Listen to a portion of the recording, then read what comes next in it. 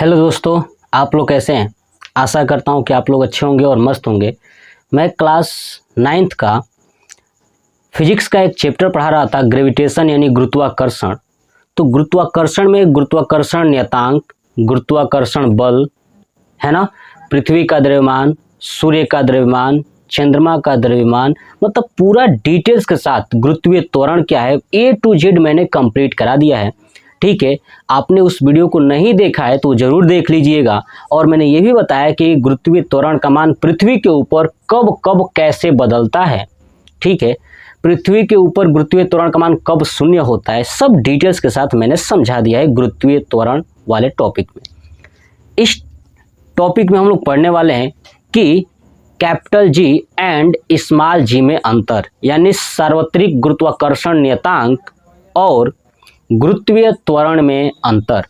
क्योंकि मैंने आपको पिछली वीडियो में कैपिटल जी और स्मॉल जी समझा चुका हूं, तो बस इस वीडियो में यही जानने वाला है कि आखिर में इनमें डिफरेंट क्या है, यानी अंतर क्या होता है। देखिए, मैं बता दूं कि कैपिटल जी को बोलते हैं सार्वत्रिक गुरुत्वाकर्षण नियतांक। क्या बोलते हैं कैपिटल जी को? सार्वत्रिक गुरुत्वाकर्षण नियतांक। स्मॉल जी को बोलते हैं गुरुत्वीय त्वरण। क्या बोलते हैं? गुरुत्वीय त्वरण। कैपिटल जी जो है कि ब्रह्मांड में उपस्थित दो वस्तुओं के बीच लगने वाला बल होता है ना, उससे ये बनता है कैपिटल जी। लेकिन जो स्मॉल जी होता है ना, एक पृथ्वी और एक दूसरी वस्तु जो ब्रह्मांड में उपस्थित न हो, जैसे पृथ्वी और ये हमारे पास पेन है, इसके बीच गुरुत्वीय त्वरण होगा। लेकिन अगर मैं बात करूं पृथ्वी और चंद्रमा, इनके बीच जो होगा ना वो कैपिटल जी होगा। क्या होगा? कैपिटल जी, क्योंकि चंद्रमा हमने नहीं बनाया है। मानव के द्वारा जितनी भी निर्मित वस्तुएं हैं, अगर वो पृथ्वी के ऊपर हैं या पृथ्वी से कुछ ऊंचाई पर फेंका जाए, वो पुनः वापस आ जाए, वो गुरुत्वीय त्वरण होगा। लेकिन जो ऐसी है जो कैपिटल जी, वो दूर दूर है, पृथ्वी पर वापस नहीं आएगी और न ही मानव ने बनाया है, वो होती है सार्वत्रिक गुरुत्वाकर्षण नियतांक। यहाँ पे लिखा है सार्वत्रिक, है ना, यानी यूनिवर्सल ग्रेविटेशन कांस्टेंट होता है सार्वत्रिक गुरुत्वाकर्षण नियतांक, यानी पूरे विश्व में इसका मान नहीं बदलता है। पूरे ब्रह्मांड में या पूरे विश्व में कहीं भी चले जाइए, पूरी दुनिया चले जाइए, पूरे ब्रह्मांड चले जाइए, इसका मान नहीं बदलता है, कैपिटल जी का मान नहीं बदलता है। तो मैंने लिखा है इसका मान पूरे ब्रह्मांड में कहीं नहीं बदलता है। लेकिन जो कैपिटल जी का मान मैंने बताया था, ये हर जगह बदलता रहता है, यानी अपना ये ऐसा ही, ये गुरुत्वीय त्वरण जो है ना कि हर टाइम चेंज होता रहता है। भूमध्य रेखा पे अलग ही गुरुत्वीय त्वरण होगा, है ना, और ध्रुव पर अलग ही होगा, पृथ्वी के केंद्र में अलग ही होगा, पृथ्वी के ऊपर जाने पर, नीचे जाने पर अलग ही होगा। मतलब हर जगह ये चेंज होता रहता है गुरुत्वीय त्वरण। लेकिन कैपिटल जी चेंज नहीं होता है, परिवर्तित नहीं होता है।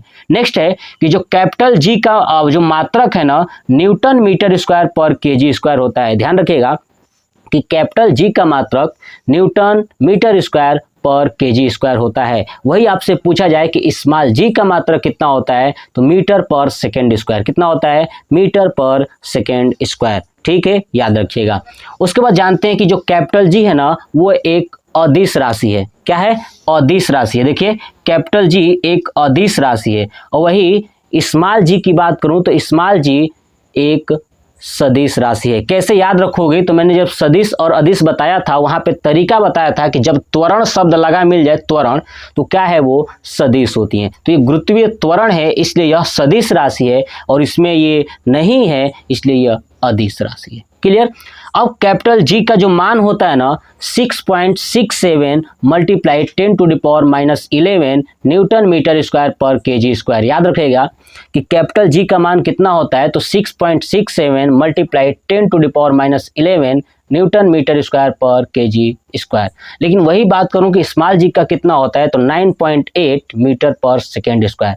9.8 मीटर पर सेकेंड स्क्वायर ये पृथ्वी पर गुरुत्वीय त्वरण का मान होता है।